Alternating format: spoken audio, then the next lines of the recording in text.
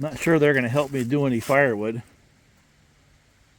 but I'm going to be a little more efficient today in that I'll get a load, and then instead of going all the way up unloading and then trying to get back here in time to get some fish, I'm going to block these up, get a load on board, and then go down and cast a few lines and try to drown those lures.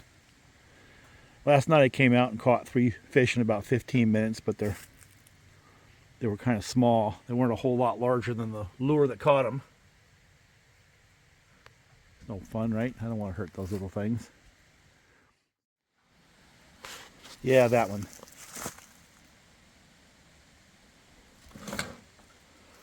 But before I go out and make some noise with it, I've got a little bit of a chore on this one.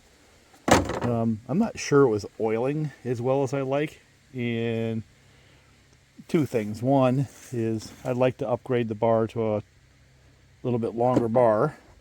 Otherwise, the bar that was supposed to be on it, take that one off, put it on a smaller saw, and also check. Just make sure that it's what I expected. You know, a lot of times those have a very small opening, you know, and when you're cutting ash is like this dusty dry stuff. But I mean, there's no hot spots. Let me get the other bar on.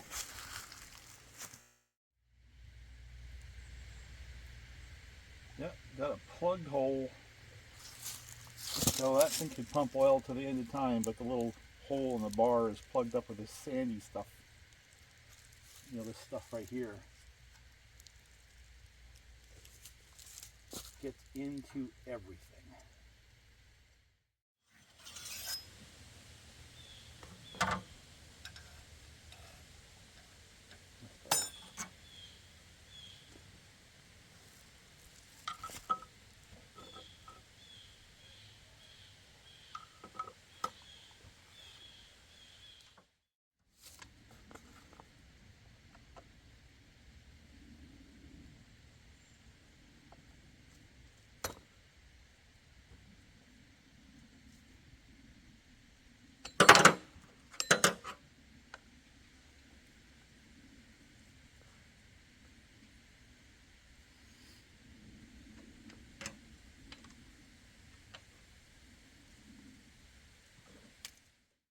Should be enough to start.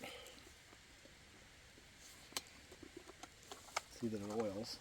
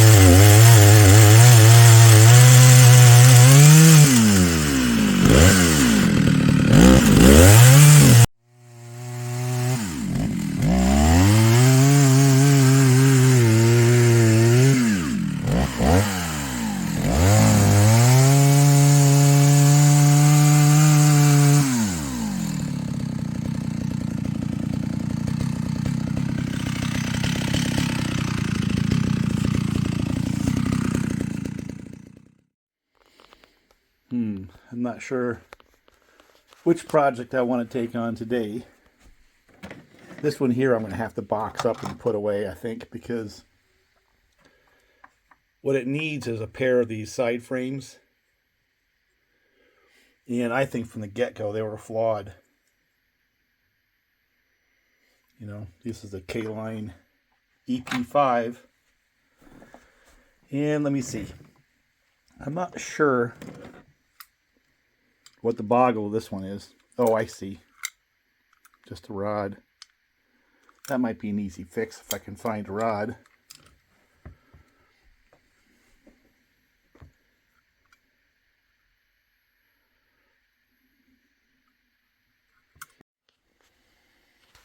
Let me see. I want to put a weight on that one. Yeah, this tender right here, the card's beat. So I either just disconnect it, pull it around for a while, I replace the card. It starts whistling and doesn't turn off. Kind of annoying. Yeah, that's this one right here. Replace that piece. And also one of the pickups. I do believe I have parts. Yeah, here's a pickup plate. That's going to be fun to install that thing, huh? I don't know if I've got... Oh yeah, look at that. I've got the valve gear. So we can replace that too, I guess. It's a project. I moved that along. It's gone. I fixed that one. I moved that one along. I don't know that one. Where's the Pennsylvania hopper? Oh, it's this one right here. Okay, that's one. Yeah.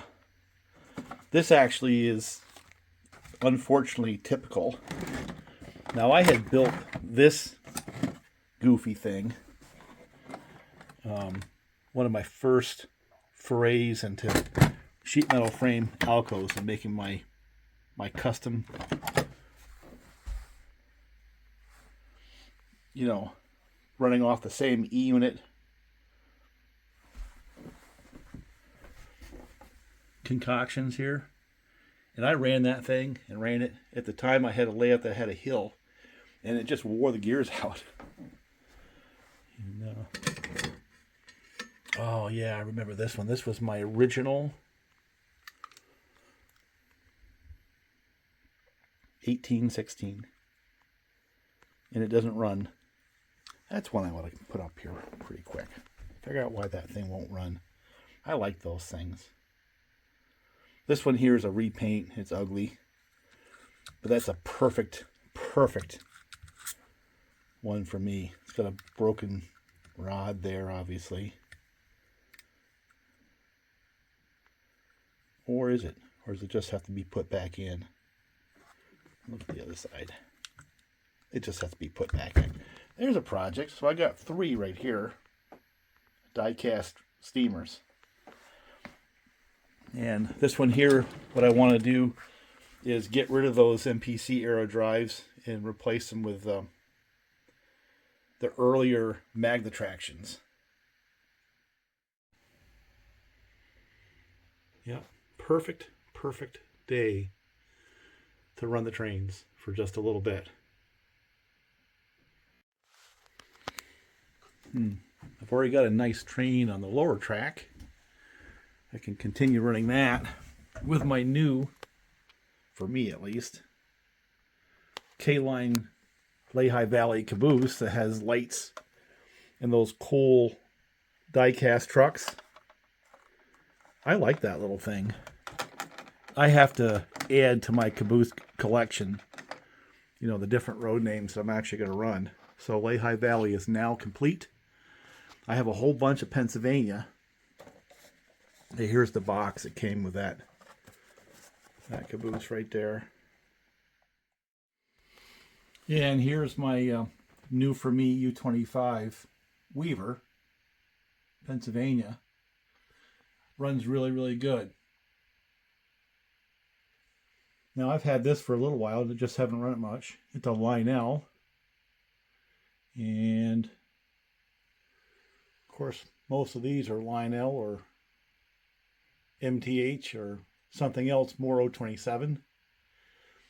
That might be a little bit big, maybe not. That seemed to scale pretty well. But I think I want to run this one today.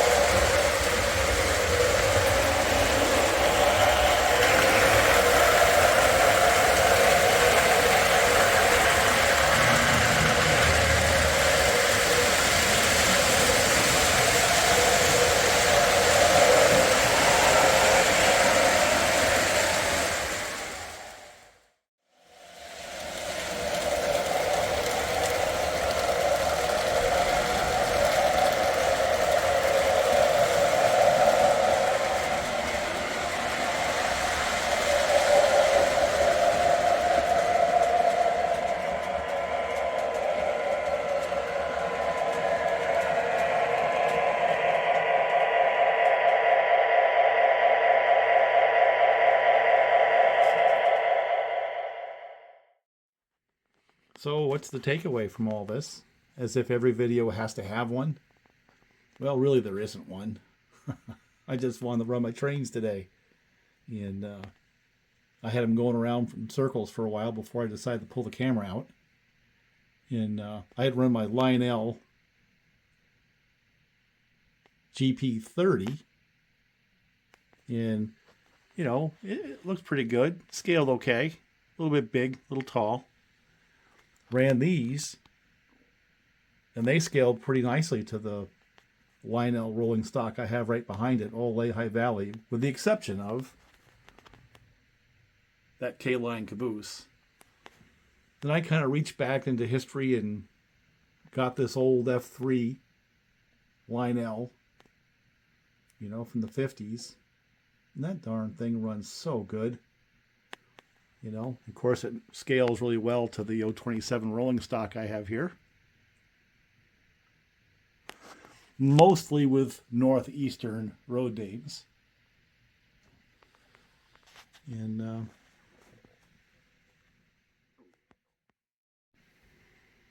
so that's a kind of a cool train run for me.